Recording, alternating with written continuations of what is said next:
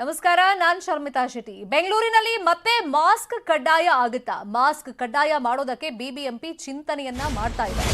Already ಈಗ mask ಏನ್ ಧರಿಸಬೇಡಿ ಅಂತ ಯಾರು ಹೇಳಲಿಲ್ಲ. ಕೋವಿಡ್ ಅಪ್ರಾಪ್ರಿಯೇಟ್ ಬಿಹೇವಿಯರ್ ಏನಿದೆ ಅದನ್ನ ಫಾಲೋ ಮಾಡಬೇಕು ಅಂತಾನೆ ಹೇಳಿರೋದು. ಆದ್ರೆ ಕೊರೋನಾ ಗಣನೀಯವಾಗಿ ನಮ್ಮ ರಾಜ್ಯದಲ್ಲಿ, ನಮ್ಮ ದೇಶದಲ್ಲಿ ಕಡಿಮೆಯಾದಂತ ಹಿನ್ನೆಲೆಯಲ್ಲಿ ಸಭೆ ಸಮಾರಂಭಗಳಿಗೆಲ್ಲ ಅವಕಾಶಗಳು ಸಿಗ್ತಾ ಇತ್ತು. ಹಂಗಂತ ಮಾಸ್ಕ್ ತೆಗೆದುಹಾಕಿರಲಿಲ್ಲ. ಬಟ್ ಈಗ ಕಡ್ಡಾಯವಾಗಿ ಎಲ್ಲರೂ ಹಾಕೋಬೇಕು. ಹಾಕಿಲ್ಲ ಅಂತಂದ್ರೆ ಈ ಹಿಂದೆ ಜಾರಿಯಲ್ಲಿತ್ತಲ್ಲ ಫೈನ್ ಅಥವಾ ಮಾರ್ಷಲ್ಗಳನ್ನ ನೇಮಕ ಮಾಡೋದು, ಅಂಥದ್ದಲ್ಲೇ ಜಾರಿಗೆ ಬರುವಂತ ಚಾನ್ಸಸ್ ಇದೆ. ಈ ಬಗ್ಗೆ ವಿಶೇಷ ಆಯುಕ್ತ ತ್ರಿಲೋಕ್ ಚಂದ್ರ ಅವರು ಮುನ್ಸೂಚನೆ ಕೊಟ್ಟಿದ್ದಾರೆ. ನಗರದ ವ್ಯಾಪ್ತಿಯಲ್ಲಿ ಮಾಸ್ಕ್ ಅನ್ನ ಕಡ್ಡಾಯಗೊಳಿಸೋದಕ್ಕೆ ಸಿದ್ಧತೆಗಳಾಗಿದೆ. ಕೋವಿಡ್ ಸಲಹಾ ಸಮಿತಿಗೆ ಬಿಬಿಎಂಪಿ ಈ ಬಗ್ಗೆ ಮನವಿಯನ್ನ ಮಾಡಿಕೊಂಡಿದೆ. ಹೊಸ ವರ್ಷಕ್ಕೆ ಜನಸಂದಣಿ ಹೆಚ್ಚಾಗುವಂತ ಸಾಧ್ಯತೆ ಹಿನ್ನೆಲೆಯಲ್ಲಿ ಈ ಕಟ್ಟುನಿಟ್ಟಿನ ಕ್ರಮದ ಅಗತ್ಯತೆ ಇದೆ. ಮೊದಲ ಹಂತದಲ್ಲಿ ಮಾಸ್ಕ್ ಧರಿಸುವಂತೆ ಮತ್ತೆ ಅರಿವನ್ನ ಮೂಡಿಸೋದು, ಜನರಿಗೇನು ಗೊತ್ತಿಲ್ಲ ಅಂತಲ್ಲ, ಅದ್ರ ಬಗ್ಗೆ ಮತ್ತೆ ಅರಿವನ್ನ ಮೂಡಿಸೋದು. ಮಾರ್ಕೆಟ್, ಮಾಲ್, ಥಿಯೇಟರ್, ಪಾರ್ಕ್ ಸೇರಿದಂತೆ ಬಹುತೇಕ ಜಾಗದಲ್ಲಿ ಮಾಸ್ಕ್ ಕಡ್ಡಾಯಕ್ಕೆ ಸಿದ್ಧತೆಗಳು ನಡೀತಾ ಇದೆ. ನಿನ್ನೆ ಕೇಂದ್ರ ಸರ್ಕಾರದಿಂದ ಒಂದು ಮಾರ್ಗಸೂಚಿ ರಿಲೀಸ್ ಆಗಿದೆ. ಮೇನ್ಲಿ ವಿತ್ ರೆಸ್ಪೆಕ್ಟ್ ಟು ನಮ್ಮ ಹೋಲ್ ಜಿನೋಮಿಕ್ ಸೀಕ್ವೆನ್ಸಿಂಗ್ ಅನ್ನ ನಾವು ಹೆಚ್ಚು ಒತ್ತು ಕೊಡಬೇಕು. ಹೊಸ ತಳಿಗಳೇನಿದ್ರೆ ಅದನ್ನ ನಾವು ಬೇಗ ಪತ್ತೆ ಹಚ್ಚಬೇಕಂತ ಒಂದು ಮಾರ್ಗದರ್ಶನ ಇದೆ. ಅದ್ರ ಪ್ರಕಾರ ನಾವು ಮಾಡ್ತಾ ಇದ್ದೀವಿ. ಅದು ಬಿಟ್ಟು ಇವತ್ತು ಟೆಕ್ನಿಕಲ್ ಅಡ್ವೈಸರಿ ಕಮಿಟಿ ಒಂದು ಮೀಟಿಂಗ್ ಇದೆ. ಸೊ ಇವಾಗ ವಿಶ್ವದ ಹಲ್ಲೆಡೆ ಏನಾಗ್ತಾ ಇದೆ, particularly China, Australia, Brazil, UK, US ಅಲ್ಲಿ ಏನು ಪರಿಸ್ಥಿತಿ ಇದೆ ಮತ್ತು ಹಾಸ್ಪಿಟಲೈಸೇಷನ್ ರೇಟ್ ಇರ್ಬೋದು, ವ್ಯಾಕ್ಸಿನೇಷನ್ ಇರ್ಬೋದು, ಅದನ್ನೆಲ್ಲ ನೋಡಿಕೊಂಡು ನಮ್ಮ ಬೆಂಗಳೂರು ನಗರದಲ್ಲಿ ನಾವೇನು ಮುಂಜಾಗ್ರತಾ ಕ್ರಮ ತಗೊಳ್ಬೇಕು ಮತ್ತು ಬೇರೆ ಏನೇನು ಚಟುವಟಿಕೆಗಳನ್ನು ಹಮ್ಮಿಕೊಳ್ಬೇಕು. ಪರ್ಟಿಕ್ಯುಲರ್ಲಿ ಈಗ ಬಹುತೇಕ ಎಲ್ಲರೂ ಕೂಡ ಕೋವಿಡ್ ಅಪ್ರಾಪ್ರಿಯೇಟ್ ಬಿಹೇವಿಯರನ್ನು ಪಾಲನೆ ಮಾಡ್ತಾ ಇಲ್ಲ. ಸೊ ಆ ಹಿನ್ನೆಲೆಯಲ್ಲಿ ನಮ್ಮ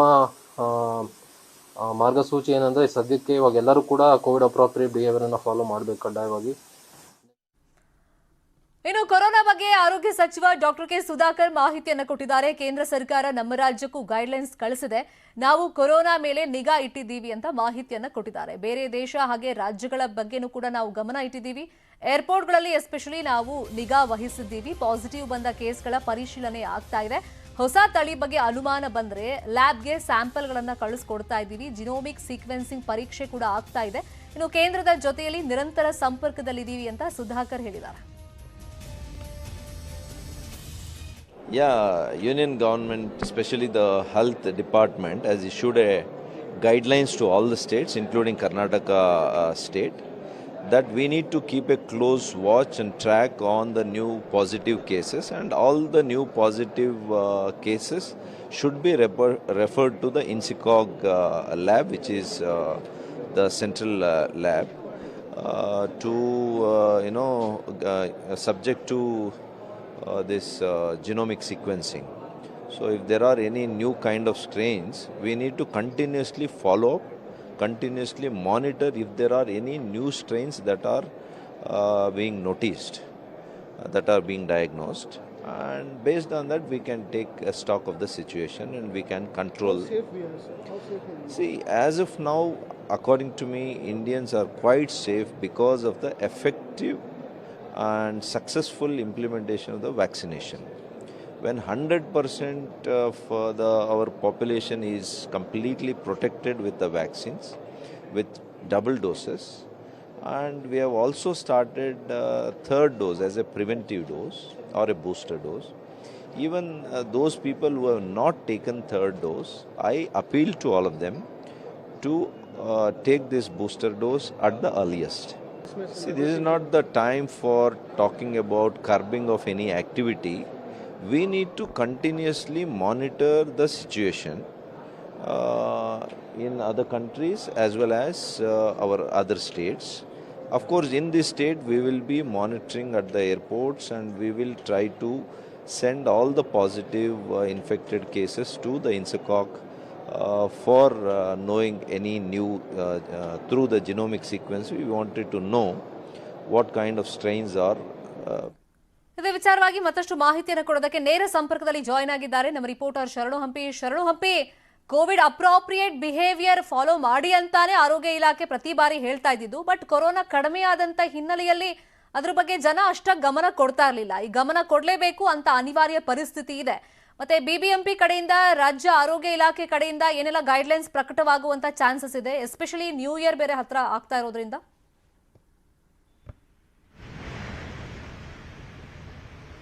ಶರ್ಮಿತಾ, ಚೀನಾ ದೇಶದಲ್ಲಿ ಕೊರೋನಾ ಕೇಸಸ್ ಹೆಚ್ಚಳ ಆಗ್ತದೆ. ಅದರ ಜೊತೆಗೆ ಅಕ್ಕಪಕ್ಕದ ದೇಶಗಳಲ್ಲೂ ಕೂಡ, ಅಂದ್ರೆ ನಿಮಗೆ ಅಮೆರಿಕ ಮತ್ತು ಬ್ರೆಜಿಲ್ ಹೀಗೆ ಬೇರೆ ಬೇರೆ ದೇಶಗಳಲ್ಲೂ ಕೂಡ ಕೋವಿಡ್ ಕೇಸ್ ಹೆಚ್ಚಳ ಆಗ್ತಿರೋ ಹಿನ್ನೆಲೆಯಲ್ಲಿ ಇಲ್ಲೂ ಕೂಡ ಭಾರತದಲ್ಲೂ ಕೂಡ ಕೇಸಸ್ ಹೆಚ್ಚಳ ಆಗಬಹುದು ಅನ್ನುವಂತ ಆತಂಕ ಮತ್ತು ಭಯ ಕೇಂದ್ರ ಸರ್ಕಾರಕ್ಕೆ ಕಾಡ್ತಾ ಇದೆ. ಇದರ ಹಿನ್ನೆಲೆಯಲ್ಲಿ ಕೇಂದ್ರ ಸರ್ಕಾರ ಇವತ್ತು ಸಭೆಯನ್ನ ನಡೆಸಿ ಮಾರ್ಗಸೂಚಿಗಳನ್ನ ಕೊಡ್ಲಿಕ್ಕೆ ಮುಂದಾಗ್ತಾ ಇದೆ. ಇದರ ಹಿನ್ನೆಲೆಯಲ್ಲಿ ರಾಜ್ಯ ಸರ್ಕಾರನೂ ಕೂಡ, ಅದರಲ್ಲೂ ಕೂಡ ಬಿಬಿಎಂಪಿನೂ ಕೂಡ ಈಗಾಗಲೇ ಕಟ್ಟುನಿಟ್ಟಿನ ಕ್ರಮಗಳನ್ನ, ಅಂದ್ರೆ ಮುನ್ನೆಚ್ಚರಿಕಾ ಕ್ರಮಗಳನ್ನ ಏನ್ ಮಾಡಬೇಕು ಅಂತೇಳಿ ಈ ಮೊದಲಿಂದನೂ ಕೂಡ ಹೇಳ್ತಾ ಬರ್ತಿತ್ತು. ಕೋವಿಡ್ 1, 2, 3 ಈ ರೀತಿ ಇದ್ದಾಗ ಕೂಡ ಕೊರೋನಾದ ಮಾರ್ಗಸೂಚಿಗಳೇನಿದಾವೆ ಅದರಲ್ಲೂ ಕೂಡ ಪ್ರಮುಖವಾಗಿ ಮಾಸ್ಕ್ ಅನ್ನ ಹಾಕೋಬೇಕು ಮತ್ತು ಡಿಸ್ಟೆನ್ಸ್ ಅನ್ನ ಮೇಂಟೈನ್ ಮಾಡಬೇಕು, ಹೀಗೆ ಮತ್ತು ಜನಸಂದಣಿ ಸೇರಬಾರ್ದು, ಇವುಗಳೆಲ್ಲ ಏನಿದ್ವು ಇವು ಮತ್ತೆ ಮಾರ್ಗಸೂಚಿಗಳು ಮತ್ತೆ ಪ್ರಕಟ ಆಗುವಂತ ಸಾಧ್ಯತೆ ಇದೆ. ಈ ಹಿನ್ನೆಲೆಯಲ್ಲಿ ಬಿಬಿಎಂಪಿಯ ಆರೋಗ್ಯ ವಿಭಾಗದ ಆಯುಕ್ತರ ಅಂತ ತ್ರಿಲೋಕ್ ಚಂದ್ರ ಅವರು ಕೂಡ ಮಾಹಿತಿಯನ್ನು ನೀಡಿದ್ರು. ಮತ್ತೆ ಈಗ ಮಾಸ್ಕ್ ಅನ್ನ ಹಾಕೊಳ್ಳೋದು ಅನಿವಾರ್ಯ ಆಗುತ್ತೆ. ನಾವು ಮೊದಲಿಂದನೂ ಕೂಡ ಹೇಳ್ತಾ ಬರ್ತಿದ್ವಿ. ಆದ್ರೆ ಕೊರೋನಾ ಕೇಸಸ್ ಕಡಿಮೆ ಆಗ್ತಿರೋ ಹಿನ್ನೆಲೆಯಲ್ಲಿ 2 ಡೋಸ್ ಕೋವಿಡ್ ಲಸಿಕೆಯನ್ನು ಹಾಕ್ಸ್ಕೊಂಡ್ರು. ಅದ್ರ ಹಿನ್ನೆಲೆಯಲ್ಲಿ ಕೊರೋನಾ ಕೇಸಸ್ ಕೂಡ ಕಡಿಮೆ ಆಯ್ತು. ಹಾಗಂತೇಳಿ ಈಗ ನಾವು ಸುಮ್ಮನೆ ಇರ್ಲಿಕ್ಕೂ ಆಗೋದಿಲ್ಲ, ಯಾಕಂದ್ರೆ ಹೊರದೇಶಗಳಲ್ಲಿ ಕೇಸಸ್ ಜಾಸ್ತಿ ಆಗ್ತಾ ಇದೆ.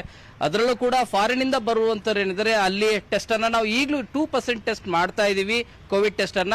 ಅದನ್ನ ಹೆಚ್ಚಳ ಮಾಡುವಂತ ಸಾಧ್ಯತೆ ಇದೆ. ಸಿಚುವೇಶನ್ ಗಮನಿಸ್ತಾ ಇದ್ರೆ ಮತ್ತೆ ಮುಂದಿನ 90 ದಿನಗಳಲ್ಲಿ ಆಗುವಂತ ಒಂದು ಸಂಭವಿಸಬಹುದಾದಂತ ಘಟನೆಗಳ ಬಗ್ಗೆ, ಕೊರೋನಾ ವ್ಯಾಪಿಸೋ ಬಗ್ಗೆ ತಜ್ಞರು ಕೊಟ್ಟಿರುವಂತ ಎಚ್ಚರಿಕೆಯನ್ನ ಗಮನಿಸ್ತಾ ಇದ್ರೆ ಈಗ ನ್ಯೂ ಇಯರ್ಗೆ ಉಳಿದಿರೋದು ಇನ್ನೊಂದು 9-10 ದಿವಸ ಮಾತ್ರ.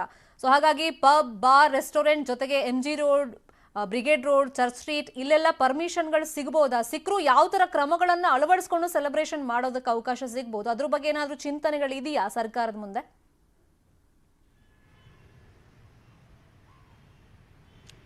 ಇದು ನಿಜವಾಗ್ಲೂ ಕೂಡ ಸರ್ಕಾರಕ್ಕೆ ಇಕ್ಕಟ್ಟಿನ ವಿಚಾರ. ಯಾಕಂದ್ರೆ ಕಳೆದ 3 ವರ್ಷಗಳಿಂದನೂ ಕೂಡ ಯಾವುದೇ ರೀತಿಯಾದಂತಹ ವಿಜೃಂಭಣೆಯ ಸೆಲೆಬ್ರೇಷನ್ ಅನ್ನ ಮಾಡಿಲ್ಲ. ಈ ವರ್ಷ ವಿಜೃಂಭಣೆ ಸೆಲೆಬ್ರೇಷನ್ ಮಾಡ್ಲಿಕ್ಕೆ ಎಲ್ಲರೂ ಕೂಡ ಮುಂದಾಗ್ತಾ ಇದ್ದಾರೆ. ಆದ್ರೆ ಕೊರೋನಾ ಕೇಸಸ್ ಹೆಚ್ಚಳ ಆಗ್ತಿರೋ ಹಿನ್ನೆಲೆಯಲ್ಲಿ ಈಗಾಗಲೇ ಕೋವಿಡ್ ತಾಂತ್ರಿಕ ಸಲಹಾ ಸಮಿತಿ ಇವತ್ತು 7 ಗಂಟೆಗೆ ಮೀಟಿಂಗ್ ನಡೆಸುತ್ತೆ. ಮೀಟಿಂಗ್ ಅಲ್ಲಿ ತೆಗೆದುಕೊಳ್ಳುವಂತ ನಿರ್ಣಯಗಳು ಅಥವಾ ಅಭಿಪ್ರಾಯಗಳೇನಿದಾವೆ ಅವು ಬಹಳ ಪ್ರಮುಖ ಆಗತ್ತೆ.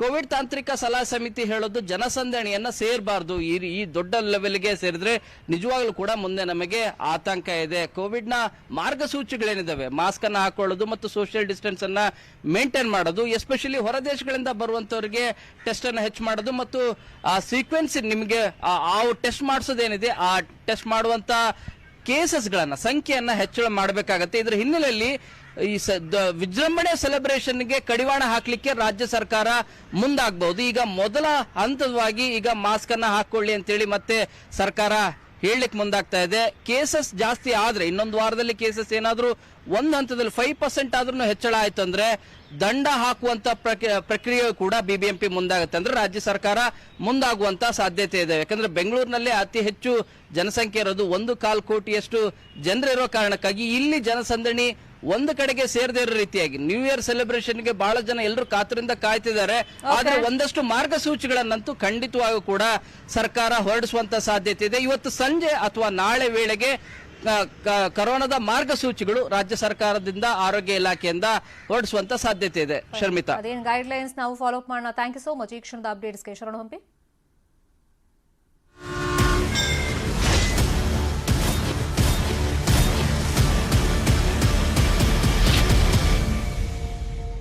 ಬೆಳಗಾವಿ ಗಡಿ ವಿಚಾರದಲ್ಲಿ ಮತ್ತೆ ಶಿವಸೇನೆ ಕಿರಿಕನ್ನ ಮಾಡ್ತಾ ಇದೆ. ಶಿವಸೇನೆ ಸಂಸದ ಸಂಜಯ್ ರಾವತ್ ವಿವಾದಿತ ಹೇಳಿಕೆಯನ್ನ ಕೊಟ್ಟಿದ್ದಾರೆ. ಚೀನಾದಂತೆ ನಾವು ಬೆಳಗಾವಿ ಗಡಿಗೆ ನುಗ್ತೀವಿ ಅಂತ ರಾವತ್ ಸ್ಟೇಟ್ಮೆಂಟ್ ಅನ್ನ ಕೊಟ್ಟಿದ್ದಾರೆ. ಬೆಳಗಾವಿಗೆ ಹೋಗೋದನ್ನ ತಡೆಯೋಕ್ಕಾಗಲ್ಲ ಅಂತ ಉದ್ಧಟತನವನ್ನ ಮೆರೆದಿದ್ದಾರೆ. ಬೆಳಗಾವಿಗೆ ಹೋಗೋದಕ್ಕೆ ನಮ್ಗೆ ಯಾರ ಅಪ್ಪಣೆನೂ ಬೇಕಿಲ್ಲ ಅಂತ ಹೇಳೋ ಮುಖಾಂತರ ಉರಿಯುವ ಬೆಂಕಿಗೆ ಮತ್ತೆ ತುಪ್ಪವನ್ನ ಸುರಿಯೋ ಕೆಲಸ ಮಾಡಿದ್ದಾರೆ ಶಿವಸೇನೆಯ ಸಂಸದ ರಾವತ್.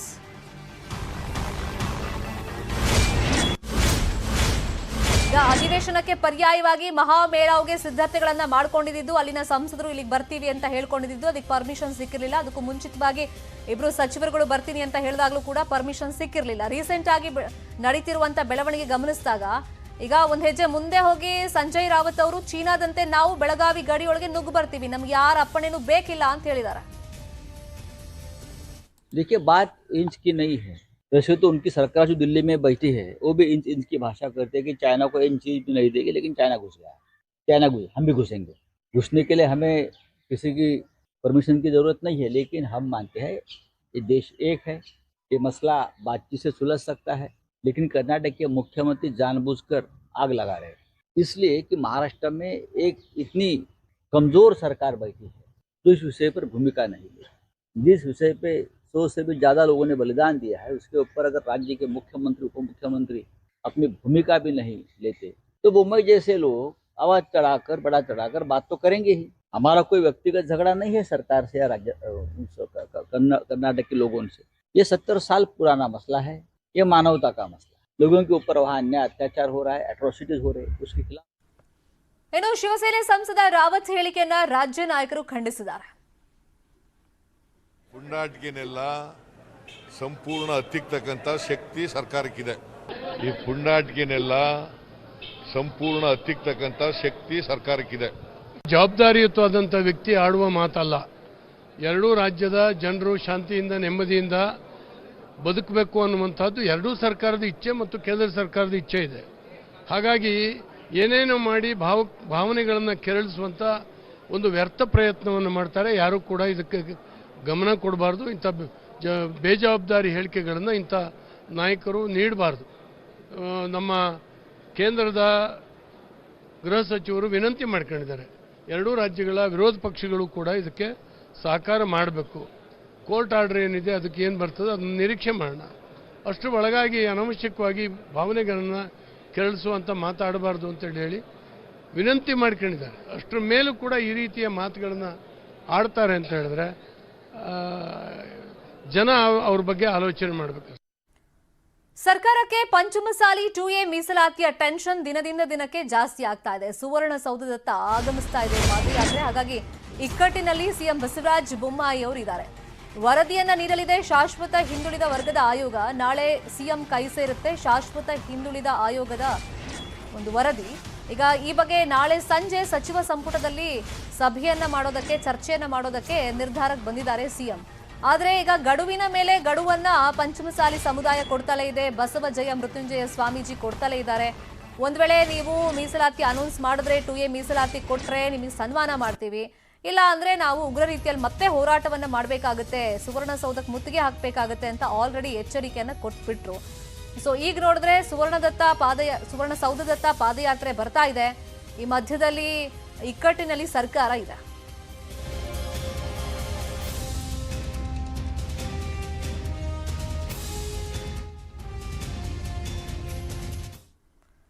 ಇನ್ನು 2A ಮೀಸಲಾತಿಗಾಗಿ ಪಂಚಮಸಾಲಿ ಹೋರಾಟ ಜೋರಾಗಿ ನಡೀತಾ ಇದೆ. ಸಿಎಂ ಮಾತು ತಪ್ಪಿದ್ದಾರೆ ಅಂತ ಬಸವ ಜಯ ಮೃತ್ಯುಂಜಯ ಸ್ವಾಮೀಜಿ ತಮ್ಮ ಬೇಸರವನ್ನ ವ್ಯಕ್ತಪಡಿಸಿದ್ದಾರೆ. 2A ಮೀಸಲಾತಿ ಘೋಷಣೆ ಮಾಡದೇ ಇದ್ರೆ ನಾವು ಅಹೋರಾತ್ರಿ ಪ್ರತಿಭಟನೆಯನ್ನ ನಡೆಸಬೇಕಾಗುತ್ತೆ ಅನ್ನೋ ಎಚ್ಚರಿಕೆಯನ್ನು ಅವರು ಕೊಟ್ಟಿದ್ದಾರೆ. ನಾಳೆ ಸುವರ್ಣಸೌಧದ ಬಳಿಯಲ್ಲಿ ಬೃಹತ್ ಸಮಾವೇಶವನ್ನ ನಾವು ಮಾಡ್ತೀವಿ. ಆ ಟೈಮ್ನಲ್ಲಿ ಮೀಸಲಾತಿ ಘೋಷಣೆ ಮಾಡಿದ್ರೆ ನಾವೇ ಸಿಎಂಗೆ ಸನ್ಮಾನವನ್ನ ಮಾಡ್ತೀವಿ. ಮೀಸಲಾತಿ ಘೋಷಣೆ ಆಗದೇ ಇದ್ರೆ ಅಹೋರಾತ್ರಿ ಪ್ರತಿಭಟನೆಯನ್ನ ನಾವು ನಡೆಸಬೇಕಾಗುತ್ತೆ ಅಂತ ಹೇಳಿ ಮತ್ತೆ ಸರ್ಕಾರಕ್ಕೆ ಎಚ್ಚರಿಕೆಯನ್ನ ಕೊಟ್ಟಿದ್ದಾರೆ. ಈಗ ಪಂಚಮಸಾಲಿ ಸಮುದಾಯಕ್ಕೆ 2A ಮೀಸಲಾತಿ ಘೋಷಿಸುವಂತೆ ಆಗ್ರಹಿಸಿ ಬಸವ ಜಯ ಮೃತ್ಯುಂಜಯ ಸ್ವಾಮೀಜಿ ನಿರಂತರವಾಗಿ ಹೋರಾಟ ನಡೆಸ್ತಾ ಇದ್ದಾರೆ. ಬೆಂಗಳೂರು ತನಕನೂ ಪಾದಯಾತ್ರೆ ಅವರು ಬಂದಿದ್ರು. ಡಿಸೆಂಬರ್ 19ನೇ ತಾರೀಕಿಂದ ಈಗ ಸವದತ್ತಿಯಿಂದ ಮತ್ತೆ ಪಂಚಮಸಾಲಿ ಹೋರಾಟಗಾರ ಪಾದಯಾತ್ರೆ ಸಾಗ್ತಾ ಇದೆ. ಸದ್ಯ ಬೈಲಹೊಂಗಲದಲ್ಲಿ ಪಾದಯಾತ್ರೆ ಸಾಗ್ತಾ ಇದೆ. ಸೊ ಈ ಸಂದರ್ಭದಲ್ಲಿ ನ್ಯೂಸ್ 18 ಜೊತೆ ಮಾತಾಡಿದ್ದಾರೆ ಬಸವ ಜಯ ಮೃತ್ಯುಂಜಯ ಸ್ವಾಮೀಜಿ. ಸರ್ಕಾರದ ವಿರುದ್ಧ ತಮ್ಮ ಆಕ್ರೋಶವನ್ನ ವ್ಯಕ್ತಪಡಿಸಿದ್ದಾರೆ. 2A ಮೀಸಲಾತಿಗಾಗಿ ಆಗ್ರಹಿಸಿ ಬಸವಜಯ ಮೃತ್ಯುಂಜಯ ಸ್ವಾಮೀಜಿ ನೇತೃತ್ವದಲ್ಲಿ ಸವದತ್ತಿಯಿಂದ ಪಾದಯಾತ್ರೆ ಆರಂಭ ಆಗಿದ್ದು ಸದ್ಯ ಈಗ ಬೈಲಹೊಂಗಲ ತಲುಪಿದೆ. ಈ ಬಗ್ಗೆ ಮಾತಾಡಕ್ಕೆ ಸ್ವಾಮೀಜಿ ನಮ್ಗೆ ಸಿಗ್ತಾರೆ. ಚೆನ್ನಮ್ಮನ ಐಕ್ಯಸ್ಥಳ ಬೈಲಹೊಂಗದಲ್ಲಿ ಚೆನ್ನಮ್ಮನ ಸಮಾಧಿ ಪೂಜೆ ಮಾಡಿ ಶುರು ಮಾಡಿದ್ವಿ. ನಾಳೆ ಬೆಳಗ್ಗೆ ಹಿರೇಬಾಗೇವಾಡಿಯಿಂದ ನಮ್ಮ ಪಾದಯಾತ್ರೆ ಸುವರ್ಣ ವಿಧಾನಸೌಧ ತಲುಪುತ್ತೆ. ಸ್ವಾಮೀಜಿಗ ಅನೇಕ ಸಂದರ್ಭದಲ್ಲಿ ಸಿಎಂ ಭರವಸೆ ಕೊಟ್ಟಿದ್ರು, 19 ಗಡುವನ್ನ ಮೀರಿದೆ. ಈಗ ಸಿಎಂ ನಾನು ಗಡುವು ಕೊಟ್ಟಿಲ್ಲ ಅಂತ ಹೇಳ್ತಿದ್ದಾರೆ, ಏನ್ ಹೇಳ್ತೀನಿ? ನಾನು ಮುಖ್ಯಮಂತ್ರಿಗಳ ಮೇಲೆ ಬಹಳ ಗೌರವ ಇಟ್ಕೊಂಡಿದ್ವಿ. ಅದು ಈ ರೀತಿ ಸುಳ್ಳು ಹೇಳಬಾರ್ದು ಯಾವ ಕಾರಣಕ್ಕೂ. ಯಾಕೆಂದ್ರೆ ನಾನೊಬ್ಬನೇ ಹೋಗಿಲ್ಲ. ಅವತ್ತು 22 ಜನ ನಮ್ಮ ಸಮಾಜದ ಸಚಿವರುಗಳು, ಸಂಸದರು, ಶಾಸಕರು ಎಲ್ಲರೂ ಸೇರೇ ಹೋಗಿದ್ವಿ. 100% ಕಮಿಟ್ ಮಾಡ್ಕೊಂಡ್ರು ಅವರು. ಹಾಗಾಗಿ ನಾವೆಲ್ಲ ನಂಬಿಕೆ ಇಟ್ಕೊಂಡು ಅವರಿಗೋಸ್ಕರವಾಗಿ ಸವದತ್ತಿ ಸಮಾವೇಶ ಮಾಡೋ ಉದ್ದೇಶನೇ ಮುಖ್ಯಮಂತ್ರಿ 19 ಘೋಷಣೆ ಮಾಡ್ತಾರೆ. ಸಾಯಂಕಾಲ ಅವರಿಗೆ ಸನ್ಮಾನ ಮಾಡ್ಬೇಕಂತ ಅನ್ಕೊಂಡಿದ್ವಿ. ಆದರೆ ನಮ್ಮ ನಿರೀಕ್ಷೆಗಳು ಹುಸಿಯಾಗಿದೆ, ಜನ ಆಕ್ರೋಶಗೊಂಡಿದ್ದಾರೆ, ಅದಕ್ಕೆ ಪಾದಯಾತ್ರೆ ಮಾಡ್ತದೆ. ಸ್ವಾಮೀಜಿ, ಚುನಾವಣಾ ವರ್ಷ ಇದು, ಈ ಸಂದರ್ಭದಲ್ಲಿ ತಾವು ಸರ್ಕಾರದ ಮೇಲೆ ಒತ್ತಡ ಹಾಕ್ತಿದ್ದೀರಿ ಅನ್ನಿಸ್ತಾ ಇದೆಯಾ? ಹೌದು, ಯಾಕೆಂದ್ರೆ ಕಬ್ಬಣಕ್ಕಾದಾಗನೇ ನಾವು ಅದನ್ನ ಸಲಿಕೆ ಮಾಡ್ಕೋಬೇಕು, ಗುದ್ಲಿ ಮಾಡ್ಕೋಬೇಕು. ಮನುಷ್ಯ ಹೆಂಗೆ ತೀರ್ಮಾನ ಮಾಡ್ತಾನೆ ಕಮ್ಮಾರ, ಹಂಗೆ ನಾವು ಪಂಚಮಸಾಲಿಗಳು ನಾವೇ ಮಾಡಿರ್ತಕ್ಕಂಥ ಸರ್ಕಾರ ನಮ್ಮ ಮೀಸಲಾತಿಯನ್ನು ಸರ್ಕಾರ ಕೊಡಬೇಕು. ಈ ಸಂದರ್ಭ ಬಿಟ್ಟರೆ ಮುಂದೆ ಯಾರೂ ಕೊಡ್ಲಿಕ್ಕೆ ಸಾಧ್ಯ, ಕೊಟ್ಟರೆ ಬೊಮ್ಮಾಯಿರೋ ಕೊಡಬೇಕು. ಎಲೆಕ್ಷನ್ ವರ್ಷ ಇರೋದ್ರಿಂದ ನಮ್ಮದು ನ್ಯಾಯಯುತವಾದಂಥ ಹಕ್ಕು, ನಾವು ಬೇರೆ ರೀತಿಯಾಗಿ ನ್ಯಾಯವನ್ನು ಬಿಟ್ಟು ಕೇಳ್ತಾ ಇಲ್ಲ, ಸಂವಿಧಾನಬದ್ಧವಾಗಿ ಕೇಳಕತ್ತೀವಿ. ಅದಕ್ಕೋಸ್ಕರ ನೀವು ಆಯೋಗದ ವರದಿ ಪಡ್ಕೊ ಘೋಷಣೆ ಮಾಡಬೇಕು ಅಂತ ಹೇಳೋದು. ಸ್ವಾಮೀಜಿ, ಇನ್ನೂ ವರದಿನೇ ಸಲ್ಲಿಕೆ ಆಗಿಲ್ಲ ನೋಡ್ರಿ, ಸರ್ಕಾರ ಕೈಲಿ ಎಲ್ಲ ಐತಿ. ಸರ್ಕಾರ ಮನಸ್ಸು ಮಾಡಿದ್ರೆ 1 ತಿಂಗಳಲ್ಲಿ ಪಡ್ಕೋಬೋದಾಗಿತ್ತು. ಯಡಿಯೂರಪ್ಪನವರು ರೆಕಮೆಂಡ್ ಮಾಡಿ 1 ವರ್ಷದ ಮೇಲೆ 8 ತಿಂಗಳಾಗೈತಿ. ಹಂಗಾಗಿ ಇವರು ಹೊಸ ಮುಖ್ಯಮಂತ್ರಿಗಳು ಮಾಡಬೇಕಾಗಿತ್ತಿಲ್ಲ. ಫೆಬ್ರವರಿ 17ಕ್ಕೆ ರೆಕಮೆಂಡ್ ಮಾಡಿದ್ದಾರೆ ಸರ್ಕಾರಕ್ಕೆ. ಯಡಿಯೂರಪ್ಪ ಮುಖ್ಯಮಂತ್ರಿ ಇದ್ದಂಥ ಸಂದರ್ಭದಲ್ಲಿ ಬೊಮ್ಮಾಯಿಯವರು ಬಂದ ಮೇಲೆ ವರ್ಷದ ಮೇಲೆ 2 ತಿಂಗಳಾಗೈತಿ. ಕೂಡಲೇ ಅನುಷ್ಠಾನ ಮಾಡೋದಾಗಿತ್ತಲ್ಲ. ಇದೊಂದು ಕುಂಟು ಅಷ್ಟೇ. ಇವ್ರ ಕೈಲಿ ಎಲ್ಲ ಅಧಿಕಾರ ಐತಿ. ಮುಖ್ಯಮಂತ್ರಿಗಳು ಮನಸ್ಸು ಮಾಡಿದ ಆಯೋಗದ ವರದಿಯನ್ನು 24 ಗಂಟೆ ಪಡ್ಕೋಬಹುದು. ಈಗಲೂ ಕಾಲ ಮಿಂಚಿಲ್ಲ. ನಾಳೆದ ಹೋರಾಟ ಯಾವ ರೀತಿ ಇರುತ್ತೆ? ಎಷ್ಟು ಜನ ಸೇರಿಸ್ತೀವಿ? ನಾಳೆ ಬೆಳಗ್ಗೆ 8 ಗಂಟೆಯಿಂದ ಪಾದಯಾತ್ರೆ ಭಾಗಗಳು ಶುರು ಆಗುತ್ತೆ. ನೇರವಾಗಿ 11 ಗಂಟೆ ನಾವು ಸಮಾವೇಶದ ಸ್ಥಳಕ್ಕೆ ತಲುಪ್ತೀವಿ. ಸುವರ್ಣ ವಿಧಾನಸಭೆ ಎದುರುಗಡೆ 100 ಎಕರೆ ಜಮೀನಲ್ಲಿ ನಾವು ಸಮಾವೇಶವನ್ನು ಮಾಡ್ತೀವಿ. ಅಧ್ಯಕ್ಷತೆಯನ್ನು ರಾಷ್ಟ್ರೀಯ ಅಧ್ಯಕ್ಷರಾದ ವಿಜಯನ್ ಕಾಶ್ಯಪ್ ವಹಿಸಿಕೊಳ್ತಾರೆ. ಉದ್ಘಾಟಕರಾಗಿ ಬಸವಣ್ಣ ಪಾಟೀಲ್ ಯತ್ನಾಳ್ ಅವರು, ಹಾಲಿ ಮಾಜಿ ಎಲ್ಲ ಜನಪ್ರತಿನಿಧಿಗಳು ಭಾಗವಹಿಸ್ತಾರೆ. ಆ ಸಮಾವೇಶದೊಳಗೆ ಸಿಹಿ ಸುದ್ದಿ ಬಂದರೆ ಸಿಎಂನ ಅಲ್ಲೇ ವೇದಿಕೆ ಕರೆಸಿ ಸನ್ಮಾನ ಮಾಡ್ತೀವಿ. ಇಲ್ಲದೆ ಹೋದರೆ ವಿಧಾನಸೌಧಕ್ಕೆ ಹೋಗಿ ನಾವು ಹೋರಾಟ ಶುರು ಮಾಡ್ತೀವಿ. ಅಹೋರಾತ್ರಿ ಧರಣಿ ಏನಾದರೂ ಪ್ಲಾನ್ ಮಾಡಿದ್ರೆ ಅಥವಾ ಹೇಗೆ? ಈಗ ನಮ್ಮ ಜನಕ್ಕೆಲ್ಲ ಹಾಸಿಗೆವರೆಗೆ ತರ ಕೇಳಿದೀವಿ, ಅಹೋರಾತ್ರಿ ಮಾಡ್ಬಿಡ್ತೀವಿ. ಇದಿಷ್ಟು ಏನಂದ್ರೆ ಬಸವಜಯ ಮೃತ್ಯುಂಜಯ ಸ್ವಾಮೀಜಿಗಳು ಮತ್ತು ಕ್ಯಾಮರಾಮನ್ ವಿಶ್ವನಾಥ್ ಜೊತೆ Chandrakant Sugandhi, news 18 Kannada, Bailhongal. Welcome back. ಮಾಜಿ ಸಚಿವ ಎಸ್ ಮಲ್ಲಿಕಾರ್ಜುನ್ ಒಡೆತನದ ಮಿಲ್ ಮೇಲೆ ರೇಡ್ ಆಗಿದೆ. ಕಲೇಶ್ವರ ಮಿಲ್ ಮೇಲೆ ಅರಣ್ಯಾಧಿಕಾರಿಗಳು ದಾಳಿಯನ್ನ ಮಾಡಿದ್ದಾರೆ. ಅಕ್ರಮವಾಗಿ ಕಾಡು ಪ್ರಾಣಿ ಸಾಕಿದಂತ ಆರೋಪದ ಹಿನ್ನೆಲೆಯಲ್ಲಿ ಅಧಿಕಾರಿಗಳು ರೇಡ್ ಅನ್ನ ಮಾಡಿದ್ದಾರೆ. ಈಗ ಆರೋಪಗಳಿರೋದು ಜಿಂಕೆ, ಕಾಡು ಹಂದಿ ಸೇರಿ ಇತರೆ ಕಾಡು ಪ್ರಾಣಿಗಳನ್ನ ಇವರು ಸಾಕೊಂಡಿದ್ದಾರೆ ಅಂತ. 20ಕ್ಕೂ ಅಧಿಕ ಅರಣ್ಯಾಧಿಕಾರಿಗಳು ಬಂದಿದ್ದಾರೆ. ಸದ್ಯಕ್ಕೆ ಪರಿಶೀಲನೆಯನ್ನ ನಡೆಸ್ತಾ ಇದ್ದಾರೆ. ಸತತ 1 ಗಂಟೆಯಿಂದ ಪರಿಶೀಲನೆಯನ್ನ ನಡೆಸ್ತಾ ಇದ್ದಾರೆ.